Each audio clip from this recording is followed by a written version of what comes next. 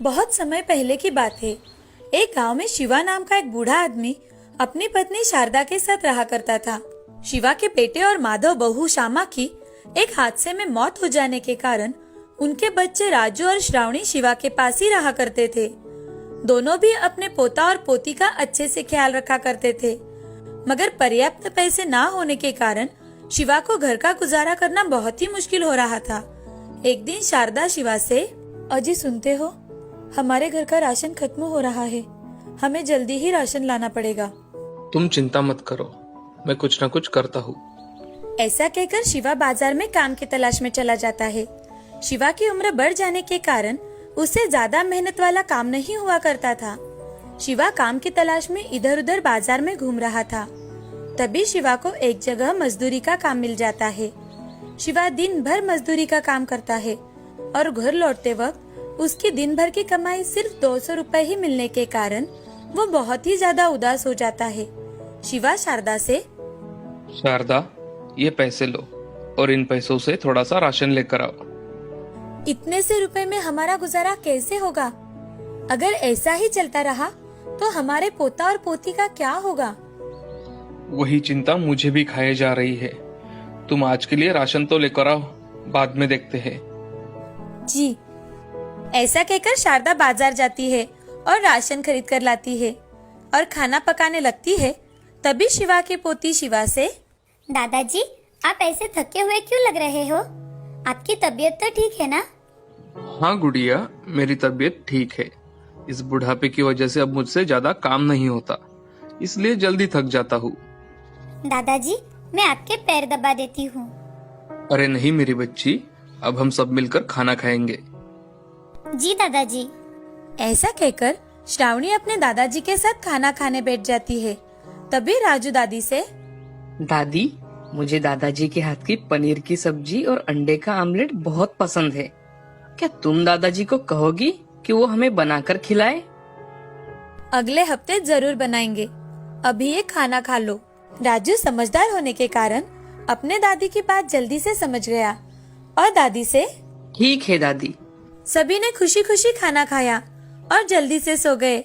अगले दिन राजू और श्रावणी आंगन में खेल रहे थे। तभी श्रावणी राजू से, भैया, दादाजी कल काम करके कितने थक गए थे। मुझे लगता है हमें उनकी मदद करनी चाहिए। हाँ श्रावणी, ये विचार तो मेरे मन में भी आया, मगर हम क्या कर सकते हैं? भैया, हमारे दादाजी के हाथ की पनीर की सब्जी और बटर आमलेट कितना अच्छा होता है। वो इतना स्वादिष्ट होता है कि उसका स्वाद मुंह में ही रह जाता है। मैं सोच रही थी, अगर दादाजी एक रेडी लगाए तो, और उस पर पनीर की सब्जी, उसके साथ ही ऑमलेट बनाकर बेचे, तो उनको इतनी मेहनत नहीं करनी पड़ेगी। अरे हाँ, जब दादाजी घर पर आएंगे तो हम उन्हें ये बात बताएंगे। हाँ भैया, हम उन्हें जरूर बताएंगे। शाम के समय शारदा और शिवा आंगन में बैठे थे। तभी राजू और श्रावणी शिवा के पास आकर, दादाजी, मुझे आपको एक बात बतानी है। हाँ बोलो। दादाजी, मैं सोच रहा हूँ, अगर हम बाजार में खाना बनाने की रेडी लगाए तो हम उस पर पनीर की सब्जी और आमलेट भी बेच सकेंगे। राजू, तुम्हारा विचार बहुत अच्छा है, मगर बेटा हमारे पास उतने पैसे नहीं हैं। मेरे पास कुछ पैसे है, ये आप रख लो। हाँ शारदा, इन पैसों से हमारा काम हो जाएगा। ऐसा कहते ही राजू और श्रावणी बहुत खुश हो जाते हैं। उनकी खुशी का तो जैसे ठिकाना ही नहीं था। दूसरे दिन शिवा बाजार में जाकर एक रेडी किराए पर लेकर आता है। उस पर शिवा खाने के पकवान रखकर बेचने लगता है। आज उनका पहला दिन था और इसी कारण उनके रेडी पर कोई नहीं आ रहा था। शाम के समय दो आदमी शिवा के रेडी पर आकर, अरे चाचा जी, आपने कब से रेडी लगाना शुरू किया? मजदूरी का काम करना छोड़ दिया क्या? बेटे, अब मुझसे ज्यादा काम नहीं हो पाता, इसलिए मैंने सोचा एक रेडी लगा लूं। अच्छा चाचा जी, मुझे एक ऑमलेट दीजिए और मेरे दोस्तों के लिए मसाला चीज ऑमलेट बनाइए। जी अभी बना के देता हूँ। शिवा एक प्लेट में ऑमलेट और एक मसाला चीज ऑमलेट बना के देता है।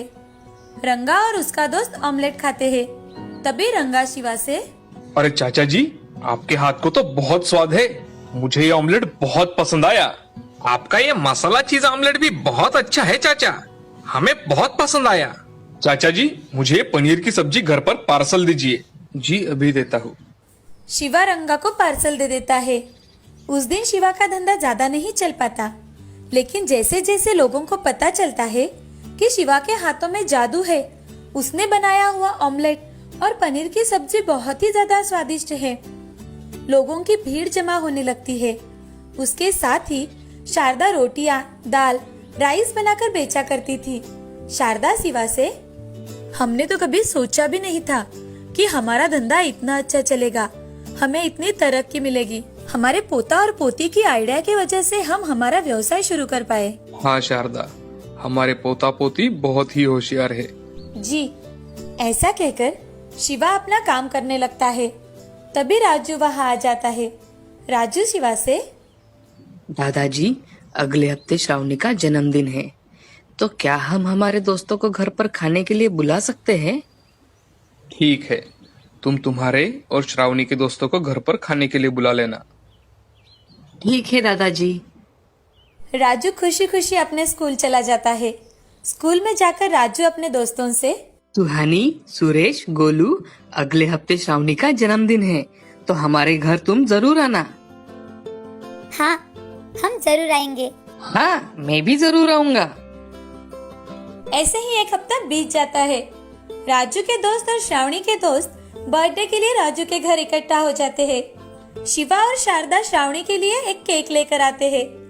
तभी श्रावणी अपने दोस्तों के बीच खड़ी होती है और केक को कट करती है, सबको खिलाती भी है।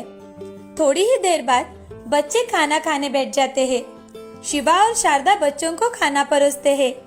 खाना इतना ज्यादा स्वादिष्ट होता है कि बच्चे भी बड़े चाव से खाना खा लेते हैं। तुम सभी को खाना पसंद आया ना? राजू, ये खाना बहुत अच्छा है, मुझे बहुत पसंद आया।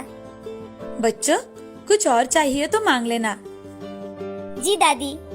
थोड़ी ही देर बाद खाना खाकर राजू के सारे दोस्त अपने घर चले जाते हैं और सभी बच्चे अपने घर जाकर खाने की बहुत तारीफ करते हैं। बच्चों की बातें सुन उनके पेरेंट्स शिवा के रेडी पर आकर खाना खाकर देखते हैं।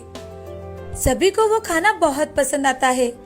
शिवा और शारदा दिन रात मेहनत करके अपना व्यवसाय बढ़ा रहे थे।